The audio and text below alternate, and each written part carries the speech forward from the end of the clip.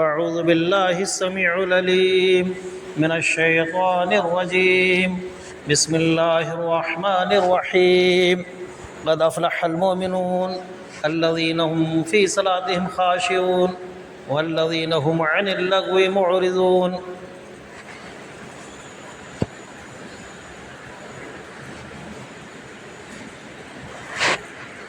ہمہ قسم کی تعریف و توصیفات اس وحدہ لا شریک کے لیے لائق و زیبا اور شجاوار ہیں، جو ہمارا خالق مربی پالنہار ہے، جس نے تمام کائنات کو پیدا کیا اور اس کائنات کے اندر اس احکم الحاکمین نے حضرت انسان کو پیدا کیا. المختصر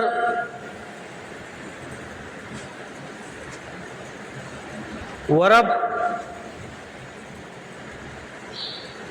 جس نے انسان کو پیدا کیا، تمام کائنات کو پیدا کیا، اگر وہ چاہتا تو جس انسان کو اشرف المخلوقات بنایا اس کو کسی جانور کی شکل میں پیدا کر سکتا تھا، لیکن اس رب نے ہمیں انسان بنایا، اشرف بنایا اور ایک محترم اور معزز توحید پرست گھرانے میں پیدا کیا. پھر اس کے بعد ہمارے اوپر اور بڑا احسان اور کرم کیا، ہماری رشد و ہدایت کے خاطر، ہماری بھلائی کی خاطر ہماری طرف بہت سے انبیاء کرام مبعوث فرمائے، جن میں سے آخری نبی حضرت محمد مصطفیٰ سرکار دو عالم صلی اللہ علیہ وسلم ہے.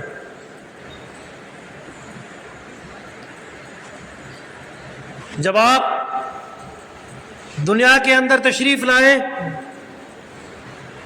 جب آپ نے لوگوں کو دعوت اسلام دی، جب آپ لوگوں کو ایک گمراہی کے گڑھے سے نکال کر صراط مستقیم پر گامزن کر رہے تھے، بلا رہے تھے، لوگ آپ کے دشمن ہو گئے، آپ کے سر پر کھا کے ڈالا کرتے تھے. آپ کی رشتہ دار عورتیں آپ کے راہ میں کانٹا بچھا دیا کرتی تھی. یہی نہیں، آپ کے شہر والے، آپ کے بستی والے، آپ کے پریوار والے،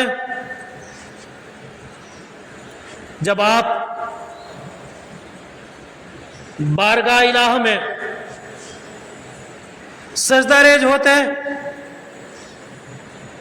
تو لوگ کہا لگاتے، آپ کے کاندھوں پر اونٹ کا اوجڑا لا دیا جاتا تھا. قصور کیا تھا؟ معاملہ کیا تھا؟ بات کیا تھی؟ آپ نے کسی کا حق نہیں مارا، آپ نے کسی کے اوپر ظلم نہیں کیا، آپ نے کسی کو غلط نہیں کہا. اگر معاملہ تھا تو یہ تھا کہ لوگوں، تم ایک اللہ کو پہچانو، کسی کا حق مت مارو، کسی کے اوپر ظلم نہ ڈھاؤ، اور کسی کو بیجا پریشان نہ کرو. یہ تمام پریشانیاں، تمام مصیبتیں، تمام تکلیفات کو برداشت کرتے ہوئے آپ نے لوگوں کو ہدایت کی طرف بلایا، قرآن کی طرف بلایا. بہت بہت درود و سلام نازل ہوں اس تاجدار مدنی احمد مصطفیٰ محمد مصطفیٰ سرکار دو عالم صلی اللہ علیہ وسلم پر۔ بھائیوں، بزرگوں، نوجوان ساتھیوں، عزیز بچوں، پردہ نشین ملت کی خواتین، ماں بہنیں، بیٹیاں، میں نے آپ کے سامنے سورہ مومنون میں سے 18واں پارہ سے کچھ آیتیں پڑھی، آپ کے سامنے رکھی۔ اللہ رب العالمین احکم الحاکمین ارشاد فرماتے ہیں قد افلح المؤمنون الذین هم فی صلاتهم خاشعون، تحقیق کامیاب ہو گئے، فلاح پا گئے کون؟ مومن لوگ۔ الذین هم فی صلاتهم خاشعون، جو لوگ اپنی نمازوں کو خشوع اور اطمینان سے پڑھتے ہیں، سکون سے پڑھتے ہیں، آرام سے پڑھتے ہیں، اللہ کی بارگاہ میں حاضر و ناظر ہو کر ادا کرتے ہیں۔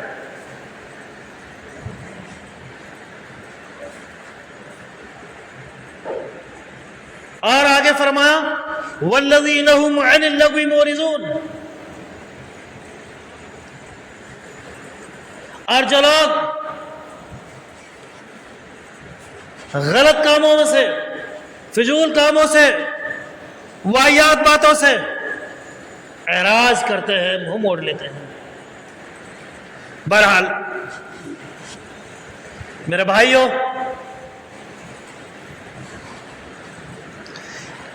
پچھلا جمعہ میں بات چل رہی تھی حضرت حاجرہ رضی اللہ تعالی عنہ صفا مروہ کے چکر لگاتی ہیں۔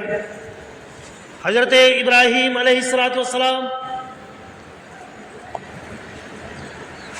حضرت حاجرہ کو چھوڑ جاتے ہیں، اور چھوڑنے کے بعد جب پانی ختم ہوتا ہے، کھانے کی خوراک ختم ہوتی ہے، حضرت حاجرہ 7 چکر لگاتی ہیں، غیب سے آواز آتی ہے، حضرت حاجرہ دوڑی ہوئی بچے کے پاس آتی ہیں۔ حدیث میں آتا ہے کہ جبرائیل علیہ السلام یا اپنی پر مارتے ہیں یا ایڑی مارتے ہیں، جس سے وہ پانی نکلتا ہے، جم کا پانی تھا۔ اور یہ بھی حدیث میں آتا ہے کہ جب حضرت حاجرہ رضی اللہ تعالی عنہ وہاں پہنچتی ہیں اور پانی لے کر چلو سے پیتی ہے، جب چلو بھرتی ہے پانی جوش مارتا ہے زمین سے، اور پھر وہ چلو بھر کے پی لیتی ہے، پھر پانی پی کر اپنے بچے کو دودھ پلاتی ہے، اس کے پاس بیٹھ جاتی ہے، اس کے منڈیر لگا دیتی ہے۔ منڈیر لگانے کے بعد حضرت حاجرہ کو سکون ملتا ہے کہ پانی ہے، چرندے آ جاتے ہیں، یہ پرندے آ جاتے ہیں۔ اسی دوران میں، اسی وقت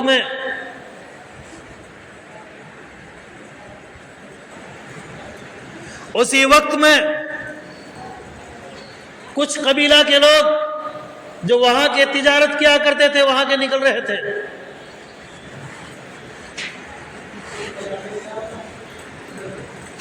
اس وقت دیکھتے ہیں کہ ہاں پرندے گردش کر رہے ہیں، یہاں یقیناً کہیں پانی ہے۔ کچھ لوگ کہتے ہیں کہ ہمارا یہاں سے آنا جانا برابر ہے، یہاں کوئی ایسا معاملہ ہی نہیں، چٹیل میدان ہے، نہ کوئی درخت ہے، نہ کوئی پیڑ ہے، نہ کوئی نہر ہے، نہ کوئی کنواں ہے، کوئی چیز نہیں یہاں پہ۔ لیکن لوگ اندازہ لگاتے ہیں پرندے جو اڑ رہے ہیں یہ پانی کی نشانی ہے۔ جب پرندے کو اڑتے ہوئے دیکھا، ایک دو آدمی انہوں نے بھیجے، دیکھا کہ حضرت حاجرہ رضی اللہ تعالی عنہ پانی کے پاس بیٹھی ہوئی ہیں، آتے ہیں اور اس کے بعد اپنے قبیلے کے پاس جاتے ہیں، کہتے ہیں کہ یقیناً وہاں پانی ہے۔ وہ لوگ حضرت حاجرہ رضی اللہ تعالی عنہ کے پاس سے واپس جاتے ہیں اور قبیلے والوں کو بتاتے ہیں کہ وہاں ایک عورت ہے اور ایک بچہ ہے اور وہ پانی ہے، وہاں ان کے لیے پانی نکلا ہوا ہے، چشمہ ہے۔ دوڑے ہوئے آتے ہیں، حضرت حاجرہ سے اجازت طلب کرتے ہیں کہ کیا ہم یہاں رہ سکتے ہیں، کہ یہاں ہم ٹھہر سکتے ہیں؟ کہا ٹھہر جائیے، لیکن پانی پر حق میرا ہوگا۔ اس وقت بہرحال وہ لوگ وہاں ٹھہرتے ہیں، آباد ہو جاتے ہیں، بڑی باتیں چلتی ہیں۔ حضرت اسماعیل علیہ السلام پھلتے ہیں، بڑھتے ہیں، ابراہیم علیہ السلام آتے ہیں اور حضرت ابراہیم اور حضرت اسماعیل علیہ السلام بیت اللہ کی تعمیر کرتے ہیں۔ اس کے بعد پھر وہ المختصر جوان ہوتے ہیں، انہیں قبیلوں میں سے ان کی شادی ہوتی ہے۔ جیسے میں نے پچھلی بار بتلایا تھا، ابراہیم علیہ السلام آئے، کہا کہ اسماعیل کہاں ہے؟ کہا ایسے اسے ادھر شکار کھیل گیا، پتہ ہی نہیں کہاں گیا، بہرحال یہ الفاظ بولے۔ کہا گزران کیسا ہے؟ کہا صحیح نہیں ہے۔ کہا کہ ایسا کرنا، اسماعیل کو میرا سلام کہنا اور اس سے کہنا ہے چوکھٹ گھر کے لائق نہیں ہے، اس کو باہر کر دیں۔ اسماعیل علیہ السلام شام کو آتے ہیں اور ایک عورت کہتی ہے ان کی کہ ایک بزرگ آئے، انہوں نے آپ کو سلام عرض کیا اور کہا کہ چوکھٹ گھر کے لائق نہیں، اس کو باہر کر دیا جائے۔ حضرت اسماعیل علیہ السلام کہتے ہیں کہ وہ میرے ابو تھے اور انہوں نے سلام کہا، وہ میرے ابو نے مجھے سلام کہا تھا اور وہ چوکھٹ تو ہے، اس لیے تجھے میں باہر کا راستہ دکھاتا ہوں، جا تجھے طلاق دیتا ہوں۔ اس کے بعد پھر تو دوسری شادی کرتے ہیں، پھر آتے ہیں، پھر اس عورت سے پوچھتے ہیں۔ اللہ کے رسول صلی اللہ علیہ وسلم فرماتے ہیں کہ ابراہیم آتے ہیں اور کہتے ہیں کہ اسماعیل کہاں ہے؟ کہا کہ یہی ہے۔ کہا کہ گزران کیسا ہو رہا ہے؟ کہا الحمدللہ بہت بہتر ہو رہا ہے۔ اور قرآن بھی کہتا ہے لَإِن شَكَرْتُمْ لَأَزِيدَنَّكُمْ وَلَإِن كَفَرْتُمْ إِنَّ عَذَابِ لَشَدِيدٌ۔ اگر تم اللہ رب العالمین احکم الحاکمین کے شکر گزاری کرو گے، اللہ رب العالمین بہت زیادہ دے گا، اور اگر ناشکری کرو گے اللہ سخت پکڑ کر لے گا۔ بہرحال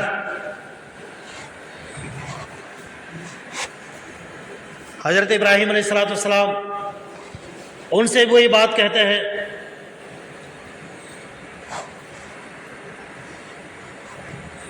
کہ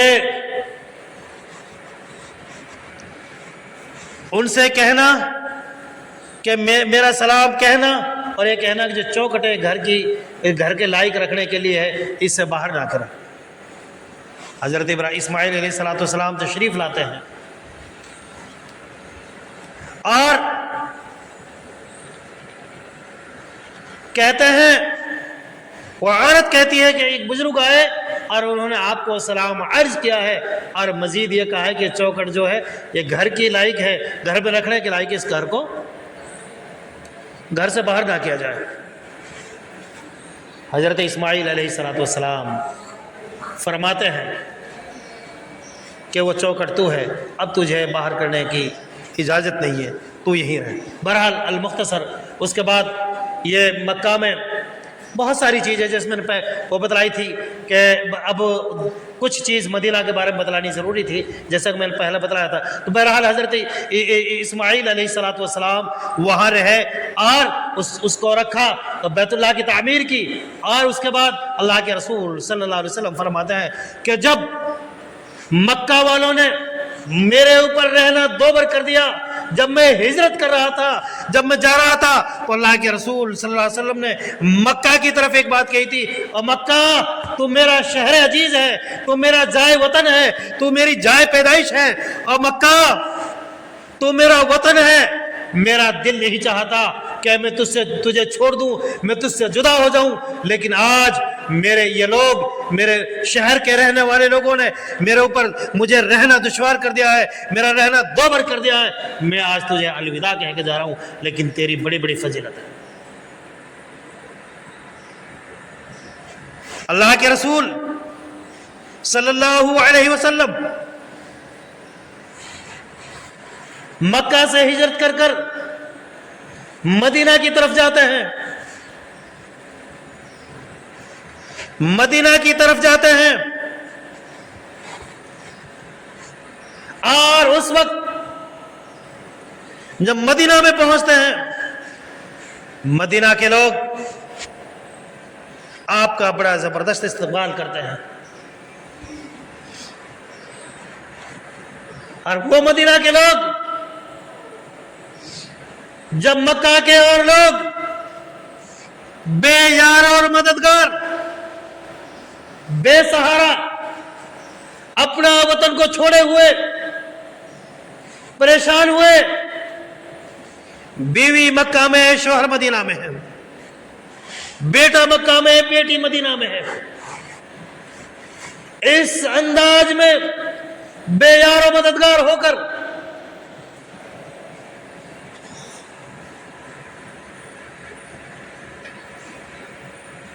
مکہ چھوڑ دیتے ہیں۔ اس وقت ان انصاروں نے، مدینہ والوں نے کس انداز میں ساتھ دیا؟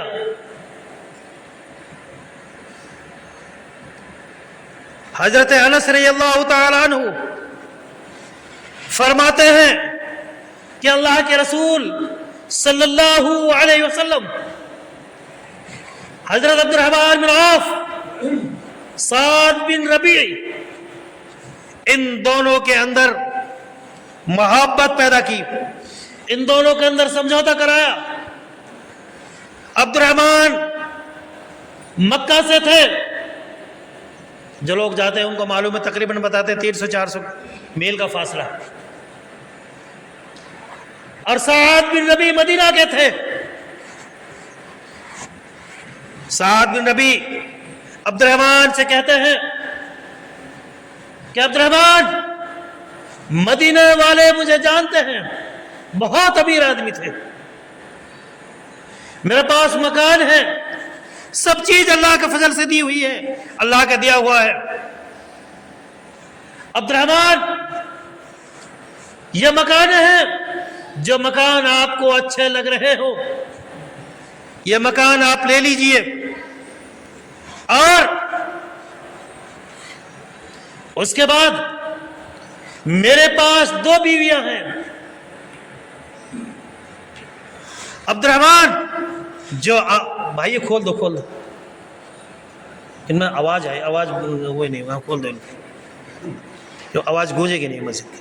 میرے پاس 2 بیویاں ہیں، جو بیوی آپ کو اچھی لگے، آپ کو پسند ہو، ایک کو طلاق دے دیتا ہوں۔ کیا کہا؟ ایک کو طلاق دے دیتا ہوں، آپ عدت پوری کر کے اسے نکاح کر لیں۔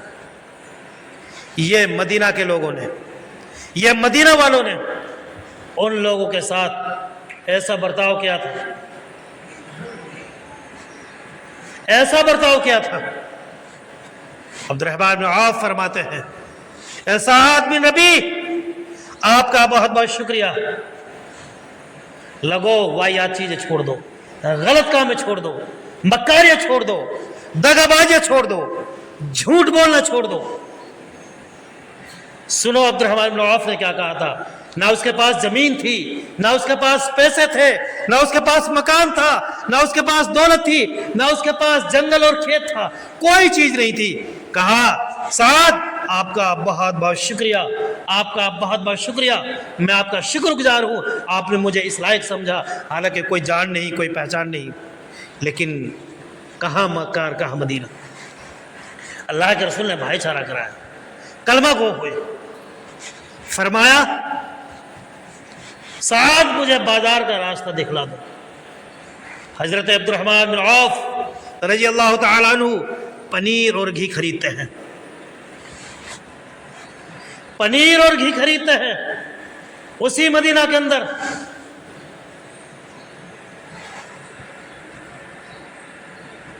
اور کچھ دنوں کے بعد میں انہوں نے وہ لوگ غلط کام نہیں کیے، ابھی کل بتا رہے تھے، کل یا پرسوں کو واقعہ، آپ کے یہاں سڑک سے 3-4 لوگوں کو پولیس لے گئی پکڑ کر، جن میں دلہا بھی تھا، آپ کے بھوجا کا جنگل کی بات بتاتے ہیں لوگ، دلہا بھی تھا ان میں. سناؤ صحابہ کرام کے بارے میں، پڑھو صحابہ کی تاریخ. چھوڑ دو ان مکاریوں کو، چھوڑ دو ان عیاریوں کو، چھوڑ دو ان دغا بازیوں کو، چھوڑ دو ان دھوکہ بازیوں کو. اللہ کے رسول صلی اللہ علیہ وسلم نے فرمایا من غشنا فلیس منا، جو دھوکہ دے وہ ہم میں سے ہو ہی نہیں سکتا. چھوڑ دو ان دغا بازیوں کو.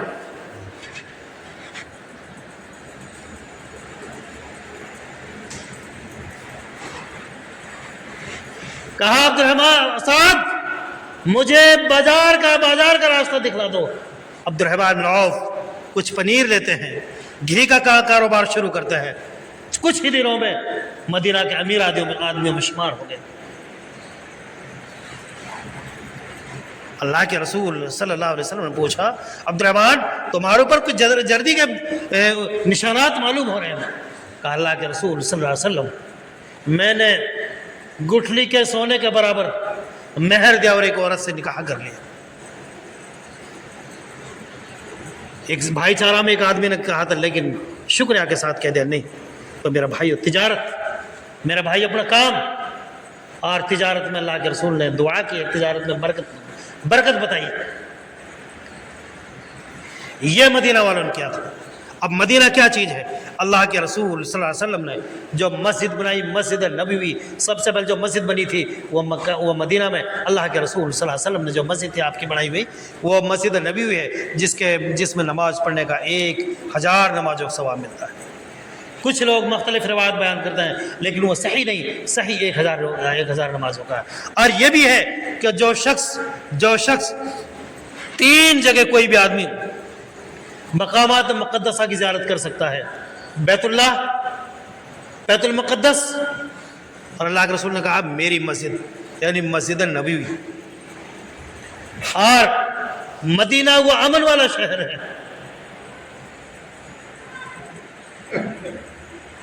وہاں جھگڑا فساد کوئی چیز نہیں.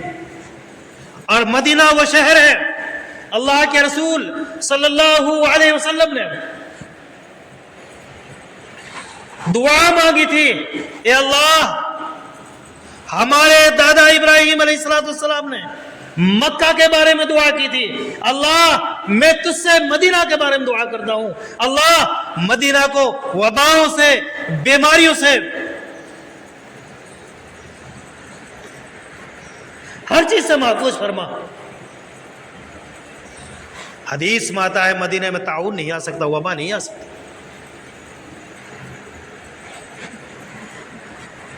اور مدینہ میں برکت عطا فرما.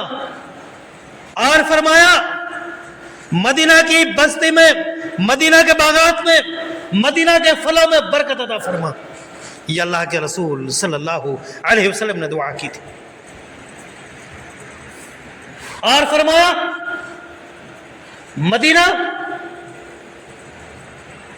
ایک دفعہ ایک موقع پر مال غنیمت تقسیم ہو رہا تھا، انصار کچھ ناراض ہونے لگے. اللہ کے رسول صلی اللہ علیہ وسلم نے فرمایا، بھائی ویسے میں کئی بار بتا چکا ہوں لیکن مجھے بار بار وہ ہوتی ہے، یہ آپ لوگ ایسے بیٹھتے ہیں سختی سے منع ہے، اللہ کہ کوئی بزرگ یا کسی کا ہوا رہی ہے، یہ سختی سے منع ہے ایسے بیٹھنا. اگر پیروں میں ہوا ہے تو بات الگ ہے، اللہ کے رسول نے سختی سے منع کرا. اور کسی بھی انداز میں آپ بیٹھ جائیں ایسے نہ بیٹھیں. اگر ہوا ہے، کوئی پریشانی ہے، مجبوری میں بیٹھ سکتے ہیں بس. فرمایا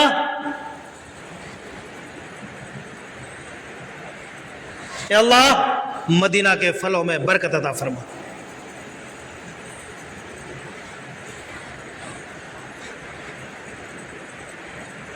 مدینہ کی اس میں برکت عطا فرما.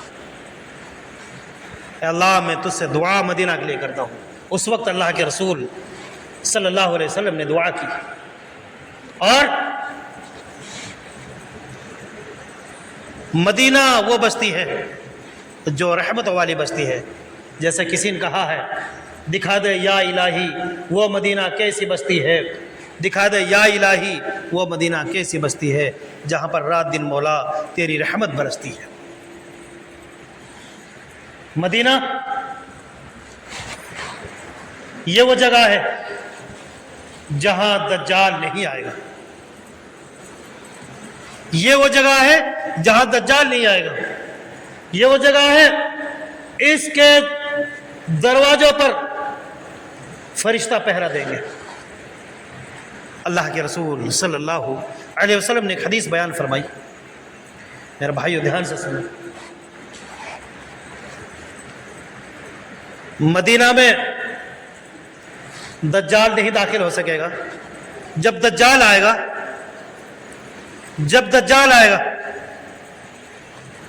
उस वक्त मदीना 3 बार कपकपाएगा। उस वक्त मदीना 3 बार कपकपाएगा। किस अंदाज में? बहुत तेज इस कपकपाहट लगेगी।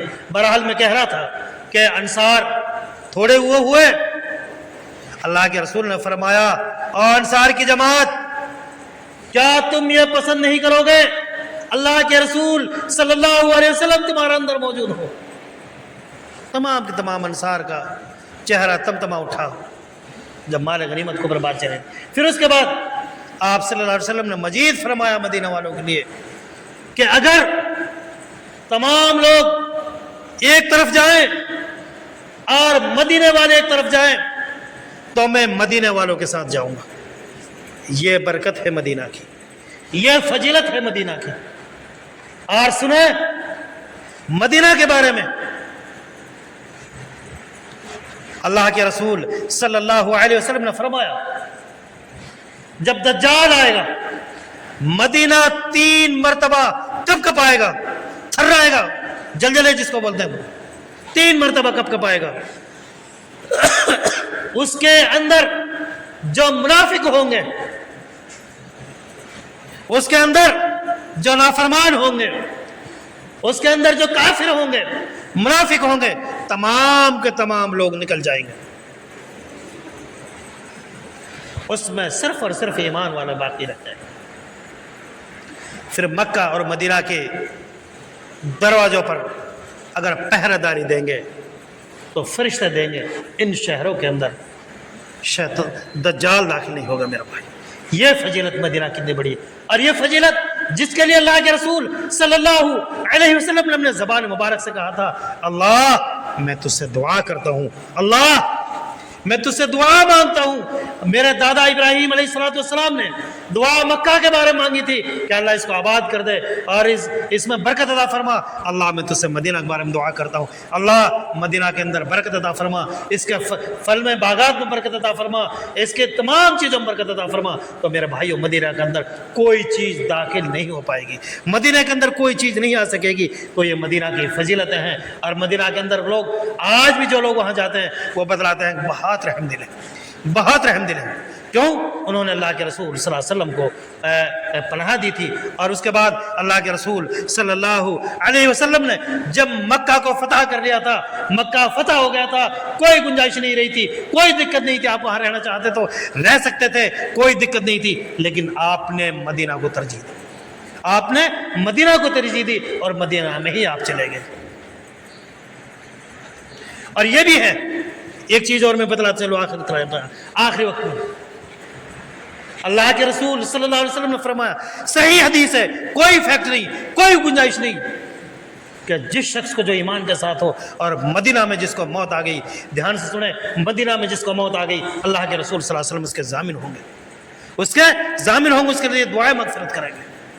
कितनी बड़ी फजीलत है मदीना की। तो मेरे भाइयों, हम अच्छे काम करें, हम भले काम करें, बेहतर काम करें, नमाजें पढ़ें, ये उल्टे सुल्टे काम ना करें जहाँ हमें बुराई का मामला देखना पड़े, जहाँ हमें रुसवाई का सामना करना पड़े। अल्लाह से दुआ है अल्लाह हमें नेक अमल करने की तौफीक अता फरमाए, सही माने में इस्लाम पर चलने की तौफीक अता फरमाए। मौला करीम हमें कुरान हदीस पर अमल करने की तौफीक अता फरमा।